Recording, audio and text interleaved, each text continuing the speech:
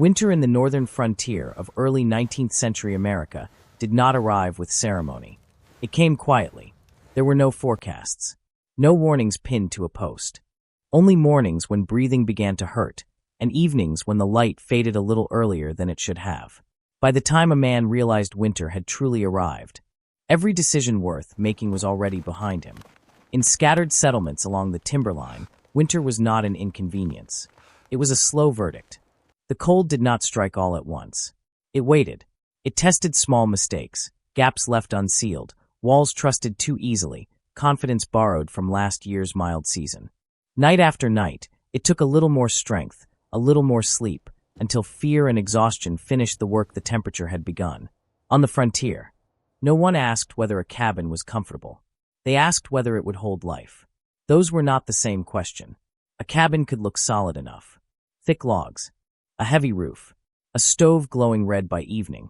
But when the wind began to search, when cold pooled along the floor and warmth rose uselessly toward the ceiling, appearances stopped mattering. Winter was the only judge that never accepted excuses. On the edge of a small northern settlement lived a man named Ethan Caldwell. Ethan was not remarkable.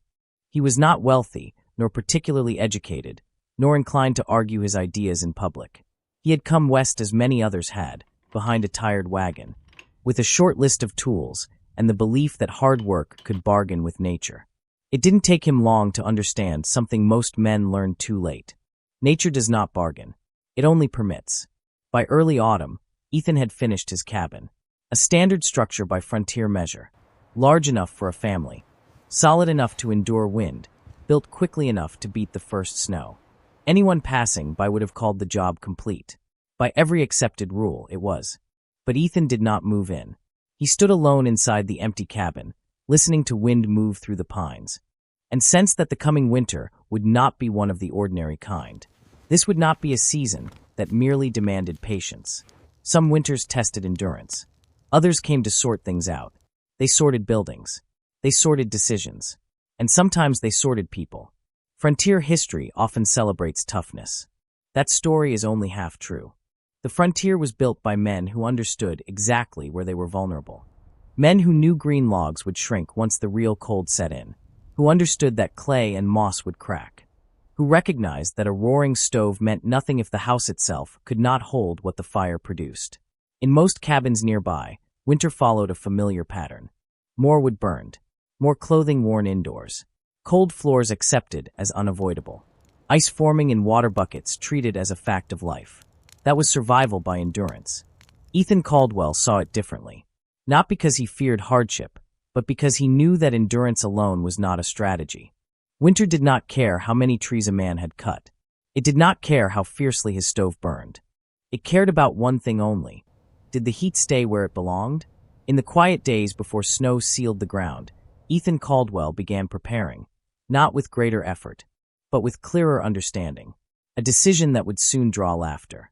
A choice that others would call wasteful, even foolish. But on the frontier, history was often written by men who acted differently before the cold made every choice final. To understand why one cabin survived while others failed, you first have to understand how most frontier cabins were built, and why those methods, while common, were never designed for true winter security. Frontier cabins were not built for comfort. They were built for speed. A man arrived in spring or early summer with little more than an axe, a saw, and borrowed time. Trees were felled green because there was no luxury of waiting for seasoned timber. Logs were stacked while still wet with sap. Their bark peeled away just enough to discourage insects and rot. Corners were notched by hand, square, saddle, or V, not for precision, but for speed and strength. A typical cabin measured 16 by 20 feet. 8-foot walls. Logs 8 to 10 inches thick if a man was lucky. Thinner if he was not. The gaps between those logs were filled with whatever could be found. Mud mixed with clay, moss pulled from shaded ground, sometimes grass or straw pressed in by hand. This chinking was never meant to last. It was a temporary solution, expected to crack, fall away, and be repaired again and again. Every frontier builder knew this. They accepted it as part of winter. Heating followed the same philosophy. A sheet iron stove stood against an outer wall, its pipe pushed through wood and clay, its firebox sized to take short lengths of split wood. These stoves were simple, rugged, and hungry. They demanded constant feeding, especially when temperatures dropped below zero. The assumption was straightforward. If the cabin was cold, burn more wood. And for moderate cold. That logic worked, after a fashion. But it ignored a problem most settlers did not fully understand. Heat does not disappear on its own. It is taken. As winter deepened, the flaws in frontier construction revealed themselves. Green logs shrank as moisture left the wood. Joints that had been tight in October pulled apart by January. Chinking cracked and fell inward. Gaps opened low along the walls where cold air crept in, invisible but relentless. Warm air rose toward the ceiling. Cold air pooled along the floor. Every crack became a passageway. Every draft became a thief. A family could sit beside a blazing stove and still feel their feet go numb. Candle flames wavered constantly. Curtains stirred even when doors were shut. No matter how much wood was burned, the cabin never seemed to hold its warmth for long. Interior temperatures often hovered in the 30s and 40s, with fires burning. That was considered normal. People slept in their clothes. Coats were worn indoors. Water buckets were checked each morning to see whether ice had formed overnight. If the ice was thin, the night had been a success. This was not ignorance. It was habit. Frontier men measured success by survival, not efficiency. If a family lived through winter, the cabin was judged good enough. Comfort was not part of the calculation. But there was an uncomfortable truth most settlers avoided saying aloud. Many cabins barely qualified as shelter during extreme cold. They survived not because they were well built, but because their occupants endured conditions that would have been unacceptable anywhere else. The real enemy was not low temperature. It was air movement. Every draft carried warmth away faster than a stove could replace it. Firewood was turned into wasted effort. Heat rising, escaping, and vanishing into the winter night. Few men questioned this cycle. They simply planned to cut more wood next year. Ethan Caldwell watched this pattern with a quiet skepticism. He knew the accepted wisdom. Good chinking. A hot stove. More firewood stacked before snowfall. But he also knew something most men sensed without naming. If heat could not be held, then creating more of it was a losing battle. A leaking bucket could not be filled fast enough to stay full. Neither could a leaking cabin be kept warm by force alone. What frontier builders had mastered was strength. What they had not mastered was containment. And as winter approached, Ethan understood that unless something changed, his cabin, solid as it looked, would fail the same test that had humbled so many others before it. The question was not whether the cold would come. The question was whether the cabin would give it away inside. Frontier men believed they understood cold. They had lived with it, worked in it, endured it long enough to mistake familiarity for knowledge. But what they understood was discomfort, not mechanism. The greatest mistake they made was simple and deeply rooted. They believed warmth was created by fire alone. If a cabin felt cold, the solution was obvious: burn more wood. If the stove failed to keep pace, build a bigger fire. If the night grew worse, stay awake and feed the flames. That thinking shaped nearly every decision about frontier shelter. But it was wrong. Cold does not overpower heat by strength. It defeats it by movement. Heat is patient. It will remain where it is allowed to remain. Cold becomes lethal only when it is given a path. Frontier cabins were full of paths. Air entered low, slipped across the floor, and carried warmth upward and out. What men felt as cold was not the absence of heat, but the constant replacement of warm air with cold air. The fire fought bravely, but it fought a losing battle. No stove, no matter how large, could overcome a building that leaked heat faster than it could be produced. The frontier did not lack fuel. It lacked control. Most settlers never named the problem because it was invisible. A man could see smoke rise from his chimney. He could feel heat on his face near the stove. But he could not see the warm air leaving his cabin, slipping through cracks near the roofline, pulled out by pressure differences created by wind and temperature. What replaced it was cold air, dense, heavy, and eager to settle along the floor where children slept. This was not a flaw in craftsmanship. It was a flaw in understanding. Men built cabins as if heat were something that filled a space like water in a barrel. In reality, heat behaved more like scent in the wind, easily carried away if not contained. The frontier solution was always more effort, more chopping, more splitting, more nights spent waking every half hour to tend a fire. But effort could not compensate for loss. A leaky structure punished labor without mercy. Every extra log burned vanished through unseen openings, leaving behind exhaustion rather than warmth. Some men noticed the pattern, even if they could not explain it. They sensed that the cold came not from outside temperatures alone, but from the movement inside their homes. Floors that grew colder as fires burned hotter. Drafts that strengthened when stoves were fed more aggressively. But habit was powerful. If something had worked just well enough last winter, it was trusted again, even when conditions grew harsher. Ethan Caldwell did not possess scientific language for what he observed. He did not speak of convection, pressure differentials, or infiltration, but he understood cause and effect. He understood that if heat could be kept still, it became powerful, and if it was allowed to move, it was useless. The frontier had mastered the art of creating heat. It had never learned how to protect it. That failure was not merely uncomfortable. In the wrong winter, it was deadly. As the season closed in, Ethan knew that survival would not be decided by how much wood he could burn, but by whether he could prevent the cold from ever reaching the warmth he already had. And that realization placed him on a path his neighbors would not recognize until it was too late. By late September, Ethan Caldwell's cabin stood finished. The roof was tight. The walls were straight. The stove sat in its place, its iron dark and unused. To anyone passing along the narrow dirt track that served the settlement, the cabin looked ready. It was the kind of structure men hurried their families into as soon as the last log was set and the door hung on its hinges. Winter was coming. You moved in when you could, but Ethan did not. He spent his evenings inside the empty cabin, not working, not measuring, simply listening. Wind slid through the trees and pressed against the walls. Floorboards creaked as cold air settled low. The space felt unfinished in a way that had nothing to do with missing furniture. The cabin was complete by frontier standards. It was not complete by winter's standards. Ethan had built as others built, green logs, hand-cut notches, clay and moss pressed into the gaps. He knew every joint, every corner.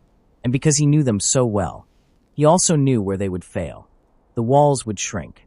The chinking would crack. The cold would arrive not as a sudden force, but as a steady seep. Most men accepted this as inevitable. Ethan did not. In the settlement, his hesitation was noticed.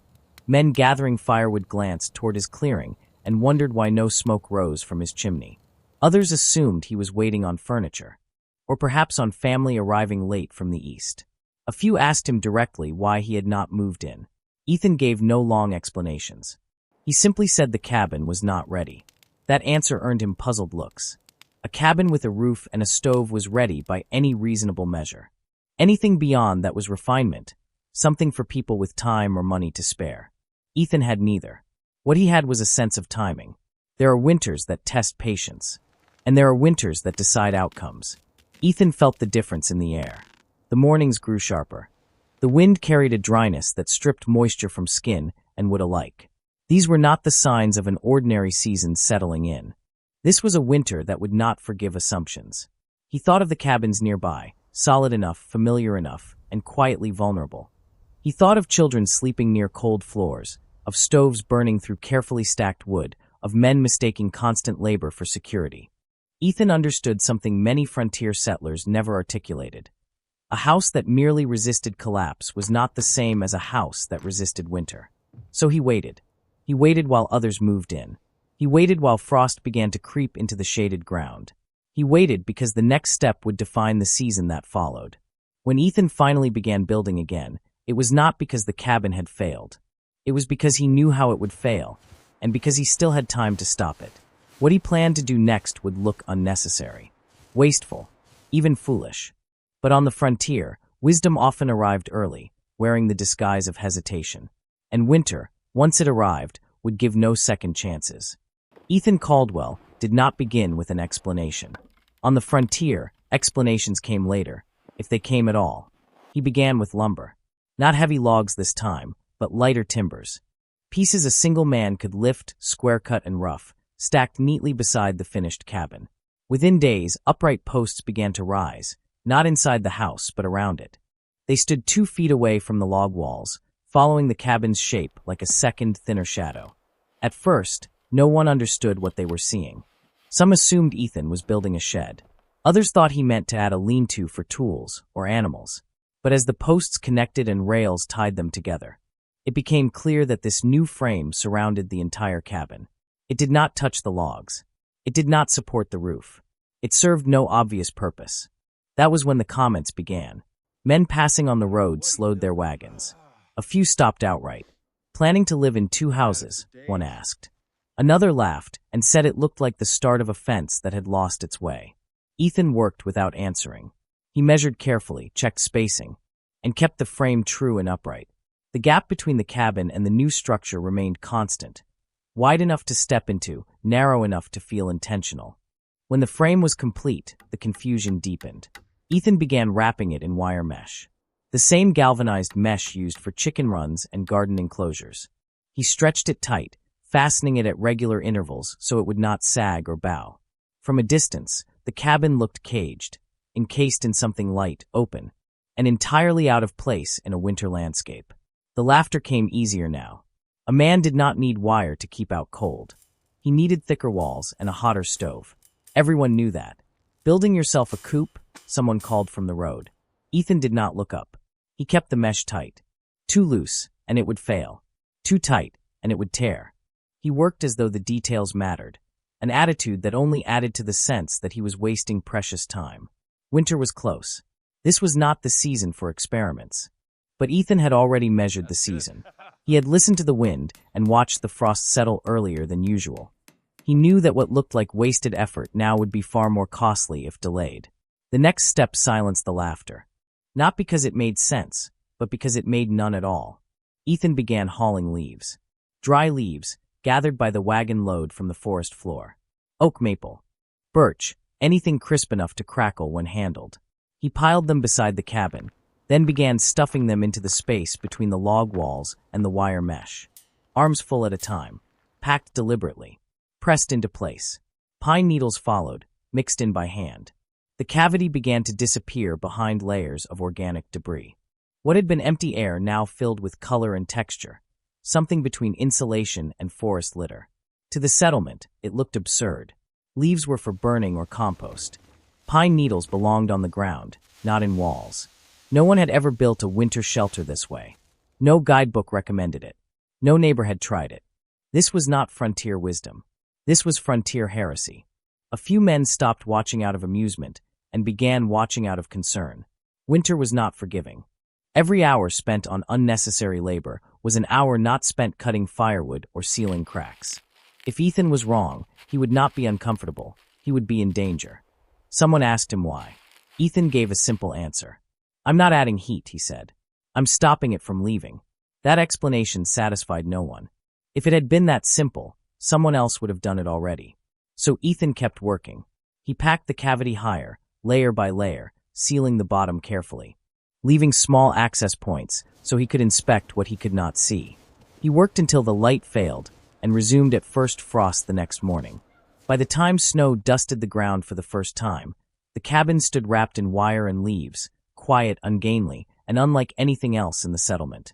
To most, it looked like a mistake waiting for winter to expose. To Ethan Caldwell, it was the last thing he would build before the season decided who was right. What Ethan Caldwell was building did not look strong. It did not look permanent, and it did not look warm. That was precisely why most men dismissed it. Frontier thinking had always equated survival with mass, thicker logs, heavier roofs, larger fires. Strength was visible. It could be counted, measured by the axe marks on a stump or the height of a woodpile. What Ethan relied on could not be seen. The truth about cold weather survival was older than the frontier itself, though few settlers recognized it. Cold did not defeat a home by pressing inward. It defeated it by reaching through. Wind was the instrument. Air was the carrier. When air moved, heat followed it. If air could be made to stop, if it could be held still, heat became stubborn. It lingered. It accumulated. Even small sources of warmth became meaningful. This was the principle Ethan worked from, whether he named it or not. In cold regions long before America had a frontier, builders had learned this lesson the hard way. Ice houses were built with double walls packed with sawdust or bark, not to create cold, but to prevent heat from reaching the ice. Root cellars were buried and insulated not for strength, but to keep temperatures from changing quickly. The materials themselves mattered less than what they trapped. Still air. Millions of tiny pockets where movement could not begin. Ethan's wire and leaves followed the same logic. The leaves did not create warmth. The pine needles did not block cold by themselves. What they did was break up space, turning a single open cavity into countless small chambers where air could not circulate. No drafts, no flow, no easy escape for heat. Frontier cabins failed because they invited motion. Cold air entered low. Warm air escaped high. The process repeated endlessly, driven by wind and temperature difference. Men fought this with fire. Ethan fought it by removing the path. The 2-foot space around his cabin was not empty by accident. It was wide enough to hold insulation without compressing it into uselessness. The wire mesh did not seal the space airtight. It held the material in place while allowing moisture to escape. Dryness mattered as much as stillness. Wet insulation collapsed, conducted heat, and rotted wood. Ethan rejected any leaves that showed dampness. He mixed needles among them to prevent settling. He sealed the top of the cavity carefully, knowing that snow melt could undo months of work if allowed inside. This was not guesswork. It was discipline. To his neighbors, it looked backward. Double walls were for keeping ice frozen, not families warm. Insulation was something people added to cellars or storage, not living space. A house needed heat, not protection from heat loss. But the logic was sound. If a building could keep ice through summer, it could keep warmth through winter, provided the warmth was never given a way out. Ethan's cabin was no longer fighting the cold directly. It was avoiding contact. Animals had mastered this long before humans tried. Fur was not warm because it generated heat. It was warm because it trapped air. Feathers worked the same way. So did snow itself, when it drifted thick enough to form a blanket over the ground. Nature did not burn fuel to stay warm. It blocked movement. Ethan's cabin had become a human version of that idea, a still layer between life and exposure. The settlement did not see engineering. They saw clutter. But winter would not judge appearances. It would judge results. And as the days shortened and the first real cold settled into the timber country, the principal Ethan relied on waited patiently for its test. Understanding the idea was never the hardest part. Finishing it was. Most frontier innovations failed not because they were wrong, but because they demanded a kind of patience few men could afford, or believed was necessary. Ethan Caldwell's method belonged squarely in that category. A double wall filled with forest litter would only work if it was done correctly. There was no room for shortcuts. And on the frontier, shortcuts were a way of life. The first requirement was dryness. Every leaf Ethan gathered had to be crisp. Any sign of moisture meant rejection. Damp material collapsed under its own weight, pressed air out of the spaces that mattered most, and created bridges for heat to escape. Moisture also meant rot. A wet cavity would become a slow poison, softening wood, inviting decay, and destroying the very structure it was meant to protect. Ethan gathered his material only on clear days. He stored it off the ground and covered it carefully until it was needed. This alone eliminated the method for most settlers. Few had the time or discipline to wait on weather. The second requirement was even packing. Leaves dumped carelessly would settle unevenly. Gaps would open. Dense pockets would form. Both allowed air to move, and movement was failure. Ethan worked in layers. Leaves first, then pine needles, then leaves again. He pressed each section firmly, but never crushed it. The goal was not density, it was consistency. Still air could not exist in a space that shifted. He filled the cavity gradually, walking its length again and again, checking for voids by feel and sound. Where the fill compressed too easily, he added more. Where it resisted too much, he loosened it by hand. This was slow work. It offered no visible progress. The third requirement was structural control. The wire mesh had to remain taut. Any sagging would allow the fill to slump, pulling away from the walls and creating vertical channels for air to rise. Ethan fastened the mesh at regular intervals, never trusting tension alone. He checked it after the first frost, then again after the first snow. Movement was the enemy. Gravity was patient. At the top of the cavity, Ethan sealed the space beneath the eaves with rough boards. This prevented snow from being driven into the insulation while still allowing the structure to breathe. Trapped moisture was as dangerous as cold. At the base, he left narrow inspection gaps, small enough to limit airflow, large enough to allow him to check the condition of the fill without tearing the system apart. These details were invisible once the work was done. They were also the reason the system would survive winter. Most men would have stopped halfway. The cabin already looked strange enough. The laughter had already begun. The work consumed time that could have been spent splitting wood or hunting late-season game. But Ethan understood something frontier life rarely rewarded in the short term. Unfinished systems fail quietly. A half measure here would not simply reduce comfort. It would create a false sense of security, a cabin that seemed protected until the cold arrived in force. That kind of failure killed people. By the time the first permanent snow covered the ground, Ethan's work was complete. The cabin stood wrapped in wire and leaves, sealed and silent. There were no decorations, no visible markers of effort, only the absence of drafts when he stepped inside, no whisper of air along the floor, no pull at the ankles, no restless movement of flame. To the settlement, it looked like wasted effort frozen in place. To Ethan Caldwell, it was finished engineering. Now there was nothing left to do but wait, and see whether discipline could succeed where habit had failed. Winter did not announce itself all at once. It settled in gradually, the way danger often does, through small, reasonable changes that felt familiar enough to ignore. The first snows came lightly, just enough to soften the ground and dull the edges of the landscape. Men swept their doorsteps, fed their stoves, and told themselves this was nothing they had not handled before. The Rail warning lay not in the snow, but in the air. It grew drier, sharper. Breath hung longer before drifting away. Old timber began to speak more at night, popping softly as it contracted. Nails creaked. Hinges complained. These were sounds frontier families recognized instinctively, the language of wood reacting to deepening cold. Most men heard those sounds and prepared in the usual ways. They split more firewood. They stacked it closer to the door. They sealed what cracks they could find and hoped the rest would hold.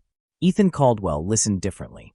He watched how smoke rose from his neighbors' chimneys, how quickly it was torn apart by the wind, how little of it drifted upward in a steady column.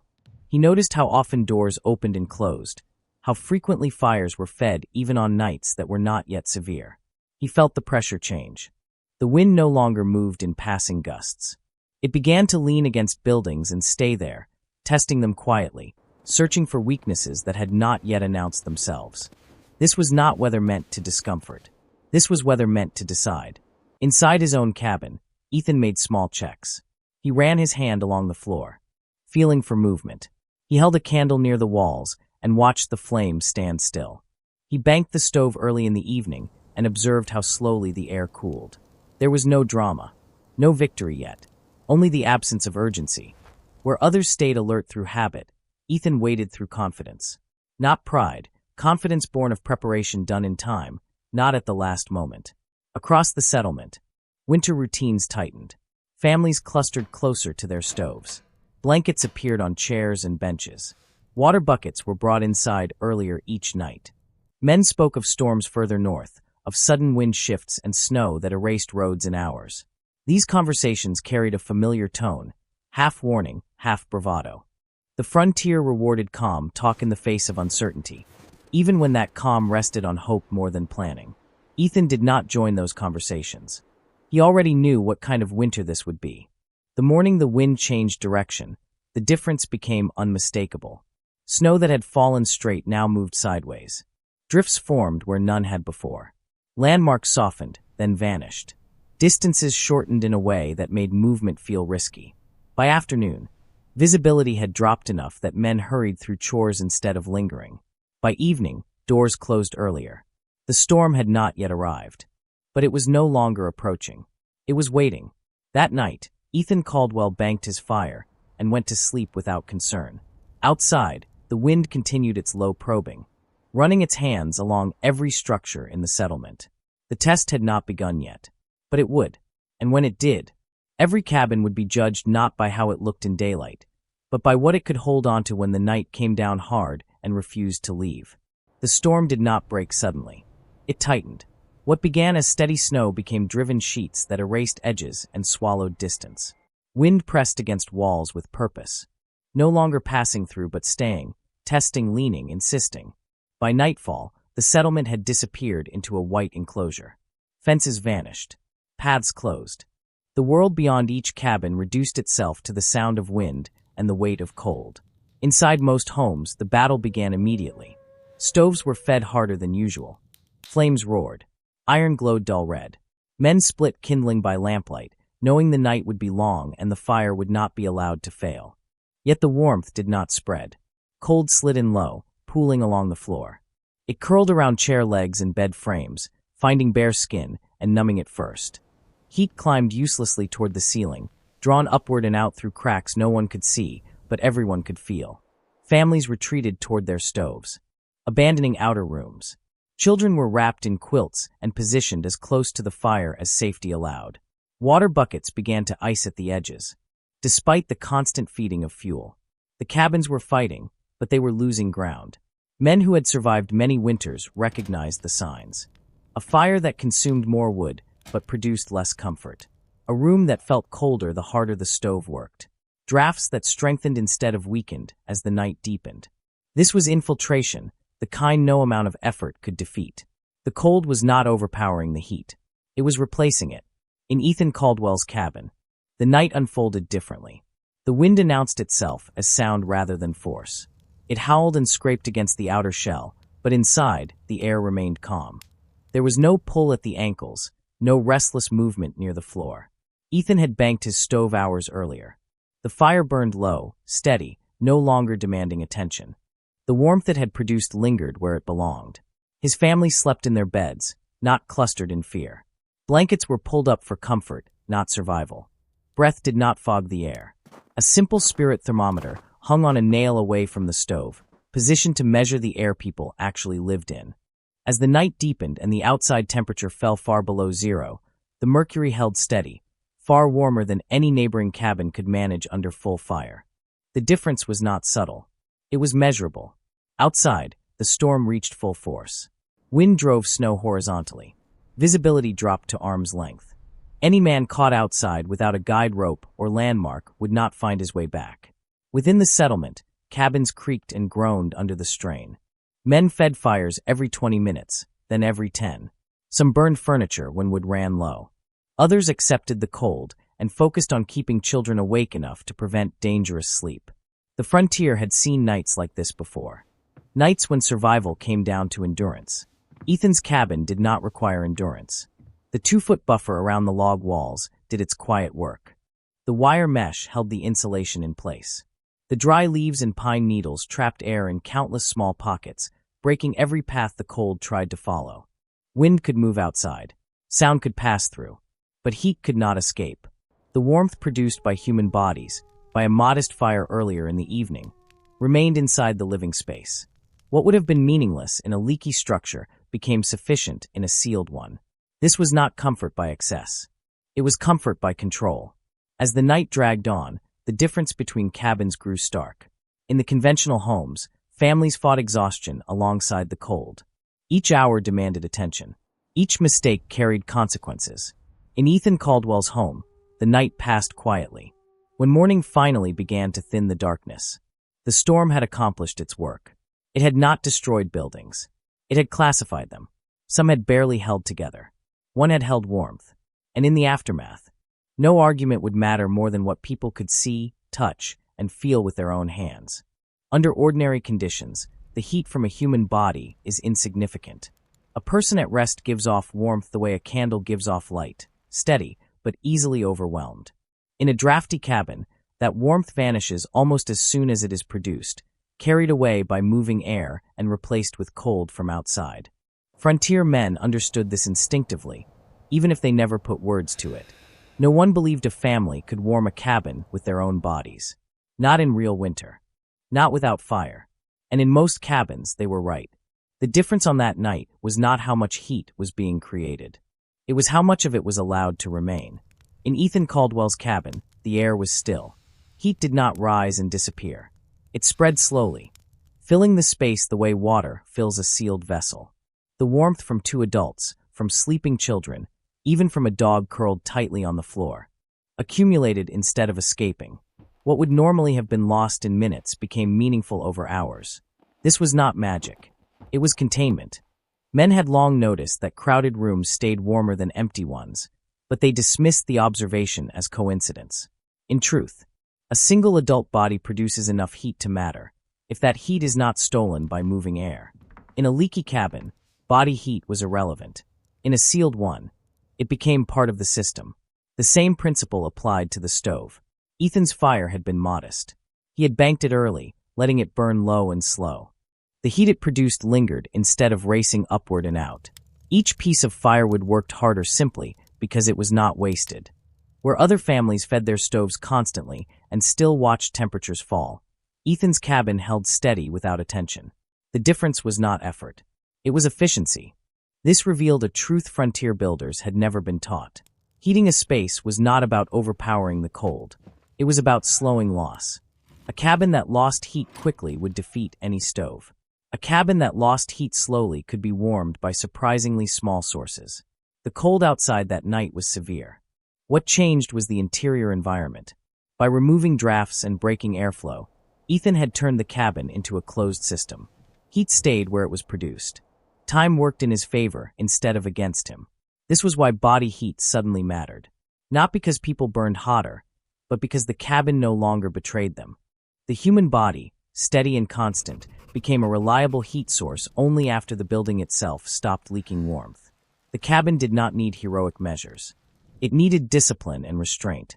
Frontier survival had always been framed as a contest of strength. That night proved it was a contest of control. When dawn finally came, it did not bring relief so much as clarity. The storm had demonstrated something no argument ever could. That warmth did not belong to the strongest fire, but to the structure that refused to let it go. And in that realization, the frontier's understanding of winter quietly began to change. Morning arrived slowly, as it often does after a hard storm. The wind eased first, backing away in uneven breaths. Snow still fell, but without force, settling gently over what remained of the settlement. The silence that followed felt heavy, as if the land itself were assessing the damage. Men opened their doors cautiously. What they saw confirmed what they already felt in their bones. Inside most cabins, the night had left marks.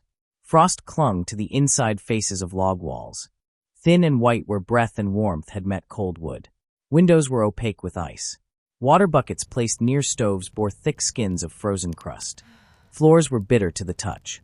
Families moved stiffly, wrapped in coats they had never removed. Faces showed the strain of a night spent awake, tending fires that could not keep pace with the cold. Wood piles were visibly smaller. In some cabins, furniture showed the first signs of desperate use. These were not failures of courage. They were failures of structure. When men stepped into Ethan Caldwell's cabin, the difference was immediate. The air did not sting. Breath did not fog. Coats came off without hesitation. The floor was cool but not punishing. The water bucket held only a thin skim of ice, easily broken with a finger. The walls were dry to the touch, free of frost. Nothing dramatic announced the success. There were no roaring fires, no unusual heat, only stability. The thermometer told the same story. Hung away from the stove, it showed a temperature far above what neighboring cabins had managed even under constant firing. The reading had held steady through the worst of the night, changing little as the storm passed. This was evidence no one could argue with. It was not theory. It was not optimism. It was a number, read by anyone who cared to look. Outside, snow had piled against the wire-wrapped walls of Ethan's cabin, forming an additional layer of stillness. What looked awkward and unnecessary in autumn now resembled a coat, thick, uneven, and effective. Inside, the insulation remained dry. The system had done exactly what it was meant to do. By mid-morning, neighbors began to arrive, not to mock and not to congratulate, but to understand. They came with red eyes and cracked hands, carrying the quiet look of men who had been shown something they could not ignore. They did not ask how warm the cabin was. They asked how little wood it had used. They asked why the floor was not frozen. They asked how the heat had stayed. Ethan answered simply.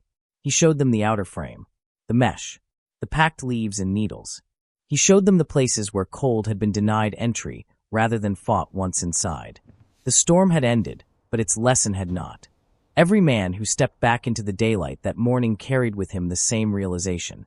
Winter had exposed the difference between buildings that survived by endurance and those that survived by design, and that difference could be felt with bare hands.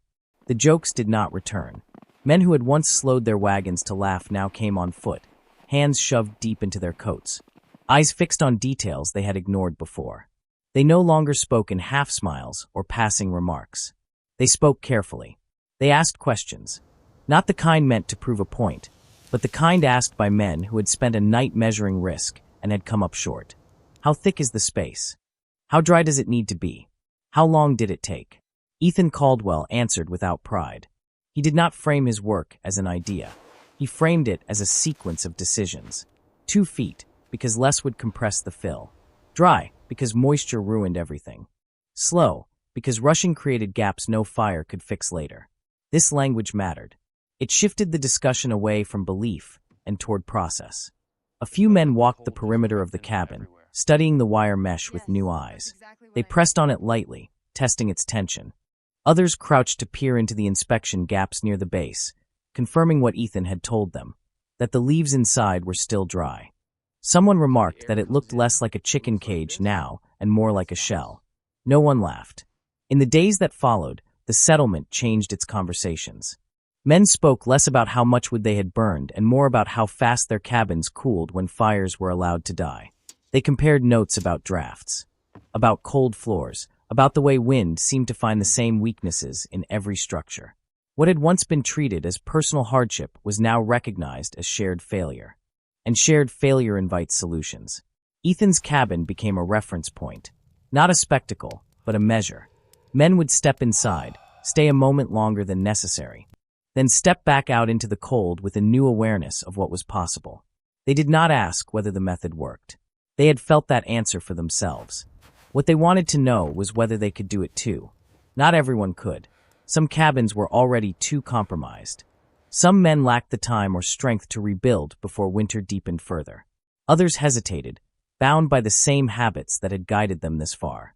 But the laughter, the casual dismissal that protected old thinking, was gone. Winter had taken that from them.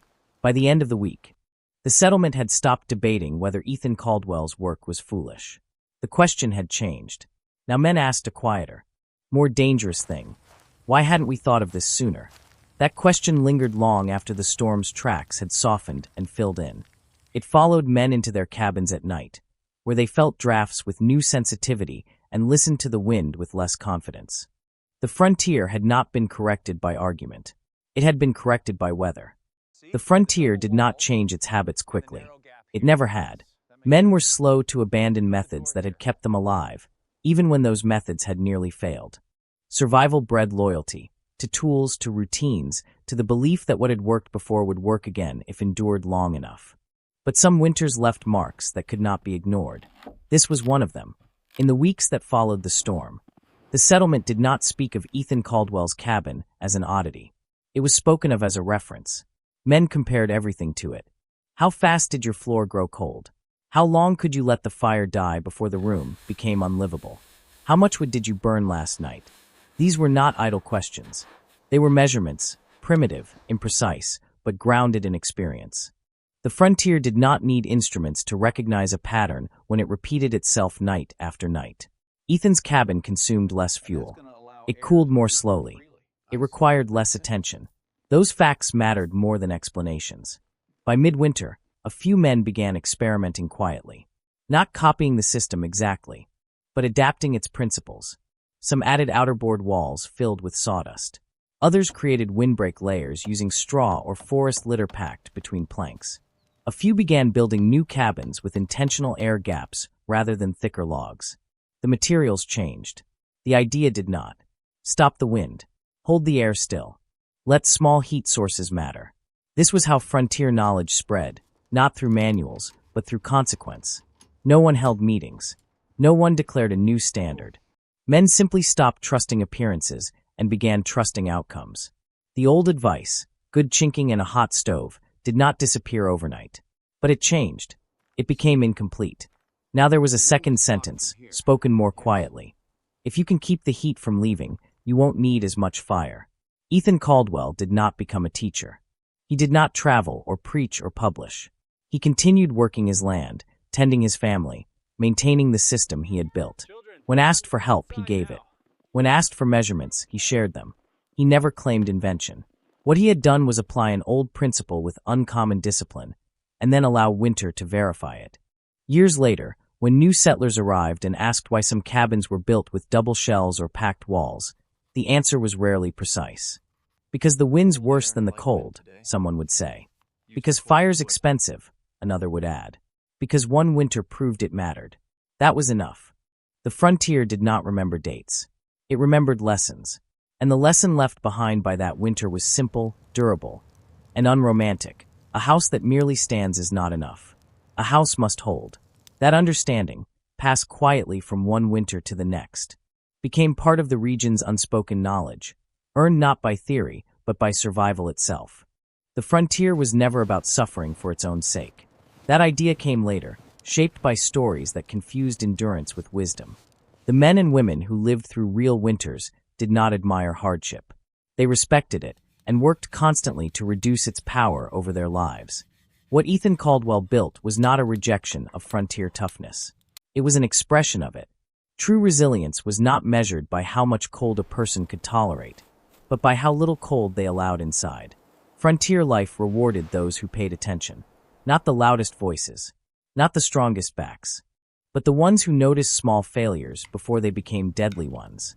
A draft along the floor, a wall that cooled too quickly, a fire that worked harder each night for less return. These were warnings, not inconveniences. Ethan did not wait for winter to teach him that lesson. He listened early, when listening still mattered. The principle he relied on was simple enough to sound unimpressive. Do not fight what you can block. Do not replace what you can preserve. That idea applied to more than cabins.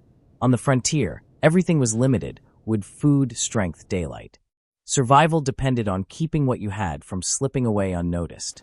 The same was true of warmth. The same was true of life. Modern houses are warmer now. Tools are better. Fuel is easier to come by. But the lesson remains. Most systems fail not because they lack power, but because they leak it. Energy, effort, attention, all vanish through small openings left unguarded. The frontier understood this without naming it. They learned it one winter at a time. The storm that tested Ethan Caldwell's cabin passed. The snow melted.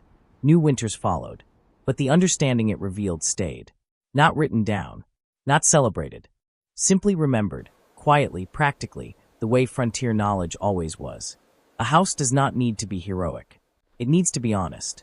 And winter, then as now, remains the judge that never lies.